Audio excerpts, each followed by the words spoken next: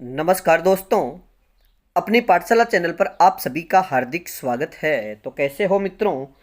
मैं आशा करता हूं कि आप सभी स्वस्थ होंगे, मस्त होंगे और निरंतर अपनी पढ़ाई में लगे हुए होंगे। तो मित्रों, मैं फिर से हाजिर हूं एक नई क्लास के साथ में।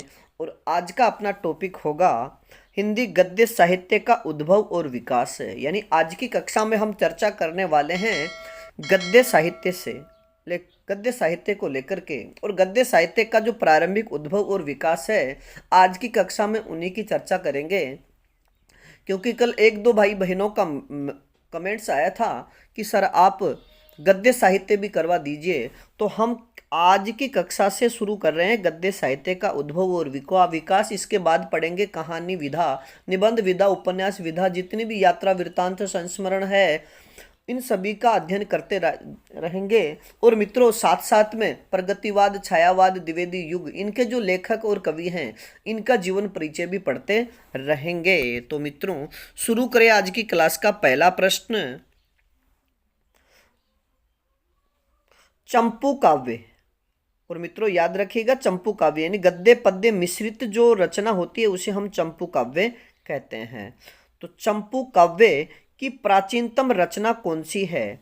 चंपू काव्य की प्राचीनतम रचना कौन सी है, यानी गद्य पद्य मिश्रित जो प्रथम रचना है वह कौन सी है? तो इसका सही उत्तर होगा राउल वेल। और इस राउल वेल के रचयिता का नाम पूछ लिया जाए तो रोड़ा कवि, यानी राउल वेल की रचना रोड़ा कवि ने की थी। और मित्रों, बहुत ही महत्वपूर्ण प्रश्न है कि राउल वेल से ही हिंदी में नखशिख जो परंपरा है उसका परिवर्तन हुआ था। यानी आपसे प्रश्न पूछ लिया जाए कि किस रचना से हिंदी की नखशिख परंपरा का परिवर्तन हुआ, तो इसका सही उत्तर होगा फिर राउल वेल। अब बात करें आज के अगले प्रश्न की।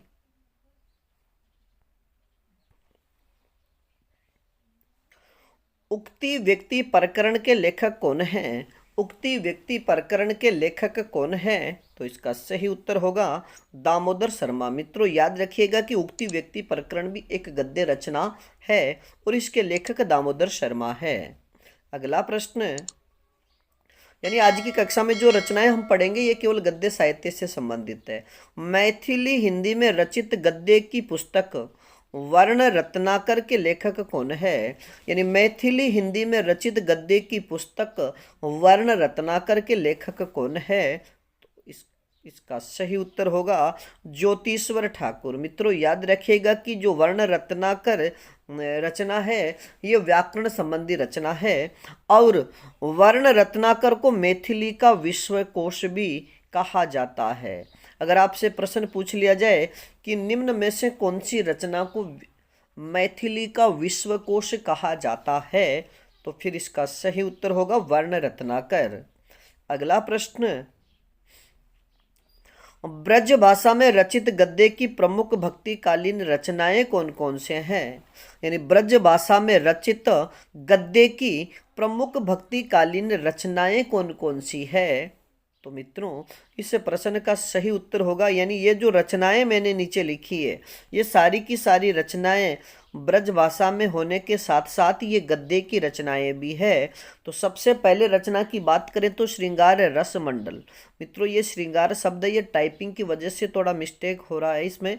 तो श्रृंगार जो शब्द होगा इस ये शुद्ध रूप से ये जो रेव लगा है ना यहाँ पर, ये रे नहीं आएगा यहाँ, यानी सीधा लिखा जाएगा श्रृंगार। तो आप शुद्ध रूप से भी याद रखिएगा कि श्रृंगार शब्द शुद्ध कैसे लिखा जाता है। तो श्रृंगार रस मंडन, ये मंडन की रचना गोस्वामी विठल नाथ ने की थी। यानी श्रृंगार रस मंडन की रचना गोस्वामी विठल नाथ ने की। सिद्धांत विचार की बात करें तो यह ध्रुवदास की रचना है, और अष्टयाम की रचना नाभादास ने की थी। और ये प्रश्न भी बार बार परीक्षा में पूछा जाता है। और परमार्थ वचनिका जो गद्य रचना है ब्रजभाषा की, इसके रचयिता बनारसी दास जैन हैं। तो इन चारों रचनाओं को याद रखिएगा कि ये ब्रजभाषा में रचित गद्य की प्रमुख रचनाएं हैं। अगला प्रश्न, खड़ी बोली गद्य का प्रारंभिक रूप कहाँ से मिलता है? खड़ी बोली गद्य का जो प्रारंभिक रूप है वह कहाँ से मिलता है? तो इसका सही उत्तर होगा दक्षिणी भारत से। मित्रों याद रखिएगा कि दक्षिणी भारत में मुल्ला वजही ने सर्वप्रथम खड़ी बोली में गद्य की रचना की थी।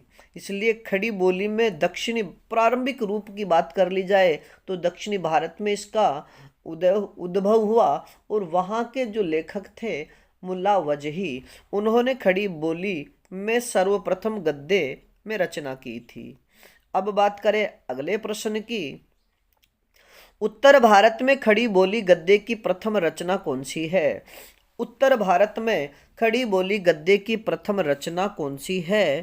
तो इसका सही उत्तर होगा चंद छंद वर्णन की महिमा। मित्रों याद रखिएगा कि अकबर के दरबारी कवि गंग द्वारा 1570 में एक रचना लिखी गई जो खड़ी बोली में गद्य की प्रथम रचना मानी जाती है, और उस रचना का नाम है चंद छंद वर्णन की महिमा, जो उत्तर भारत की प्रथम खड़ी बोली की रचना मानी जाती है। और अगर पूर्वी भाग की बात करें कि खड़ी बोली के गद्य से पूर्वी या पूर्व हिंदी में ब्रजभाषा में गद्य का अव्यवस्थित रूप मिलता है, यानी पूर्वी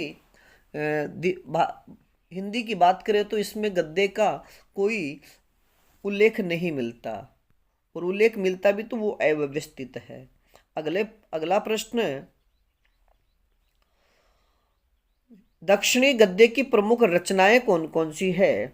दक्षिणी गद्य की प्रमुख रचनाएं यानी प्रमाणिक जो रचनाएं हैं वो कौन कौन सी हैं? तो इसका सही उत्तर होगा मेराजुल। और मित्रों इसके रचयिता, रचना का नाम है मेराजुल, और इसके रचयिता की बात करें तो गेसु दराज। यानी मेराजुल जो गद्य की रचना है दक्षिणी गद्य की, इसके रचयिता गेसु दराज हैं। और फिर अगली रचना की बात करें तो कलमीतुल हकायक, ये जो गद्य की रचना है इसके रचयिता की बात करें तो बुरहानुद्दीन जानम इसके रचयिता है। अगला प्रश्न,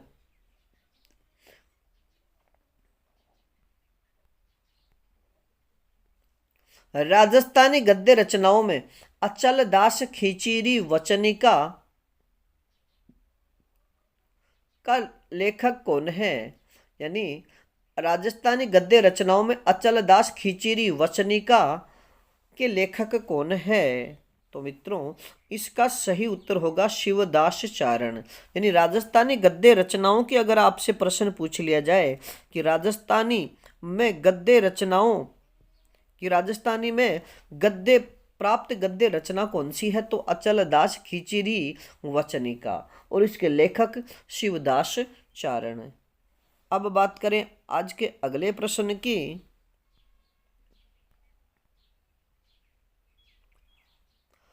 प्रमाणित खड़ी बोली गद्य की प्रथम रचना कौन सी मानी जाती है? प्रमाणित खड़ी बोली गद्य की प्रथम रचना कौन सी मानी जाती है? तो इसका सही उत्तर होगा भाषा योग वशिष्ठ। और मित्रों इसकी रचना 1741 ईस्वी में राम प्रसाद निरंजनी द्वारा की गई। यानी भाषा योग वशिष्ठ जो रचना है ये प्रमाणित खड़ी बोली गद्य की प्रथम रचना है। 1741 में इसका रचना काल है, और इसके रचयिता की बात करें तो राम प्रसाद निरंजनी इसके रचयिता है। अगला प्रश्न, आधुनिक खड़ी बोली हिंदी गद्य का जनक किसे माना जाता है? आधुनिक खड़ी बोली हिंदी गद्य का जनक किसे माना जाता है? तो इसका सही उत्तर होगा भारतेंदु हरिश्चंद्र। और मित्रों भारतेंदु हरिश्चंद्र के जो यानी भारतेंदु युग और इसके जो प्रमुख कवि लेखक हैं, इनका वर्णन भी यानी इनसे संबंधित जो क्लासें हैं मैंने अपने यूट्यूब चैनल पर डाल रखी है, और प्ले लिस्ट भी बनी हुई है, तो आप वहां जाकर के भारतेंदु युग का विस्तार से अध्ययन कर सकते हो। और इससे जुड़े हुए जितने भी लेखक हैं उनका भी मैंने वहां पर जीवन परिचय दिया है। अगला प्रश्न, आधुनिक हिंदी गद्य का पूरा आभास 19वीं सदी के किन दो लेखकों से प्राप्त होता है? यानी आधुनिक हिंदी गद्य का पूरा आभास 19वीं सदी के वे कौन से दो लेखक हैं जिनसे खड़ी बोली का पूरा आभास प्राप्त होता है? तो इसका सही उत्तर होगा मुंशी सदा सुखलाल व सदल मिश्र। मित्रों, मुंशी सदा सुखलाल और सदल मिश्र इनके द्वारा रचित जो रचनाएं हैं वो खड़ी बोली की यानी आधुनिक जो हिंदी है उसकी प्रसिद्ध रचनाएं हैं और इनकी रचनाओं से ही खड़ी बोली का या हिंदी गद्य का पूरा आभास प्राप्त होता है। अगला प्रश्न, राजस्थानी का कौन सा साहित्य हिंदी गद्य के लिए प्रसिद्ध है? राजस्थानी का कौन सा साहित्य हिंदी गद्य के लिए प्रसिद्ध है? तो इसका सही उत्तर होगा वात साहित्य। अगला प्रश्न, 19वीं सदी के खड़ी बोली गद्य लेखन में किस कॉलेज का महत्वपूर्ण योगदान रहा?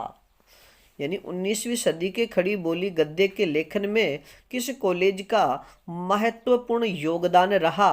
तो इसका सही उत्तर होगा फोर्ट विलियम कॉलेज, जिसकी स्थापना 1810 ईस्वी मानी जाती है। अगला प्रश्न, विशुद्ध संस्कृत निष्ठ हिंदी का समर्थन किसने किया है? विशुद्ध संस्कृत निष्ठ हिंदी गद्य का समर्थन किसने किया? तो इसका सही उत्तर होगा राजा लक्ष्मण सिंह ने। अगला प्रश्न,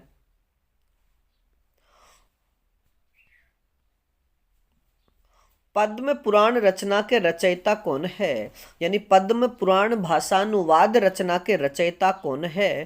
तो इसका सही उत्तर होगा पंडित दौलत राम।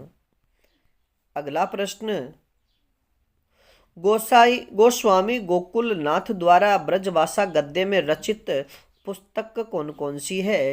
यानी गोस्वामी गोकुल नाथ द्वारा ब्रजभाषा गद्य में रचित पुस्तकें कौन कौन सी है? तो इसका सही उत्तर होगा 84 वैष्णवन की वार्ता और दूसरी रचना है 252 वैष्णवन की वार्ता। अगला प्रश्न, गद्य रचना सूरदास की वार्ता के रचयिता कौन है?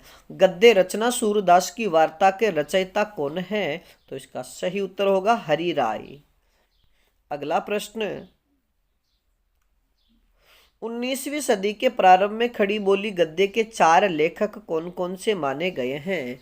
19वीं सदी के प्रारंभ में खड़ी बोली गद्य के 4 लेखक कौन कौन से माने गए हैं, या फिर खड़ी बोली को एक साथ आगे बढ़ाने वाले 4 लेखक या लेखक चतुष्टय कौन माने गए हैं? तो मित्रों, पहले लेखक की बात करें तो मुंशी सदा सुखलाल, दूसरे ईसा अल्लाह खां, तीसरे लेखक लल्लू लाल और चौथे हैं सदल मिश्र।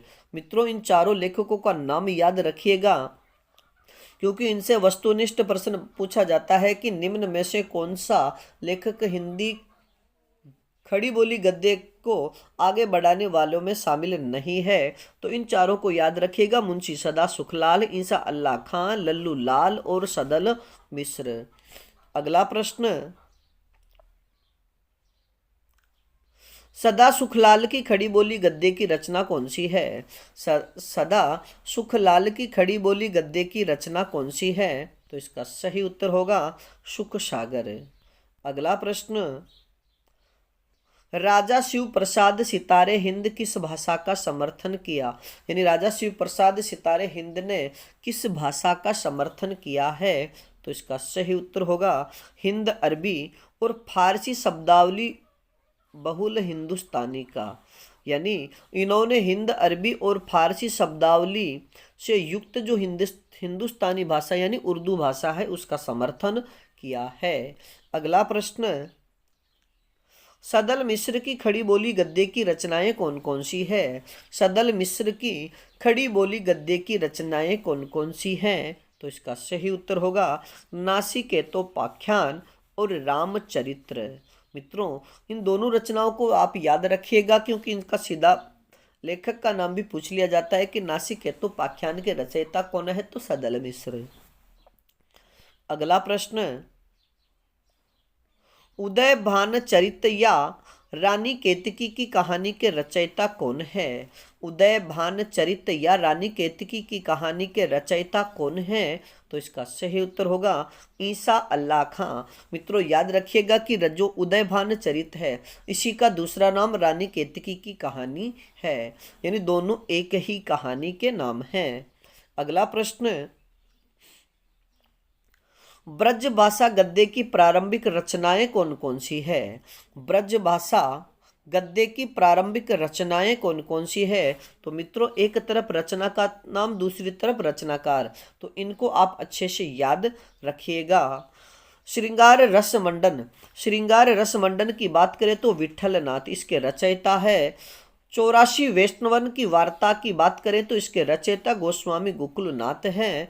और 252 वैष्णवन की वार्ता यानी 84 वैष्णवन की वार्ता में वल्लभाचार्य के शिष्यों का वर्णन किया गया है, तो 252 वैष्णव की वार्ता में विठल नाथ के शिष्यों की चर्चा की गई है और 252 वैष्णवन की वार्ता के रचयिता गोकुलनाथ है। अगला प्रश्न है अष्टयाम, जिसकी रचना 1603 ईस्वी में की गई, इसके रचयिता नाभादास हैं। और अगला प्रश्न,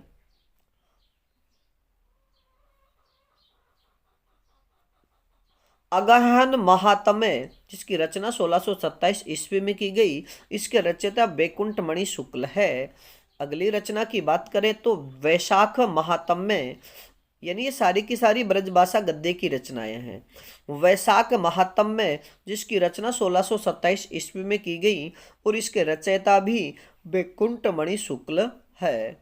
अगली रचना की बात करें तो वैताल पच्चीसी, और वैताल पच्चीसी की रचना 1710 ईस्वी में की गई और इसके जो लेखक हैं, लेखक का नाम है सुरती मिश्र।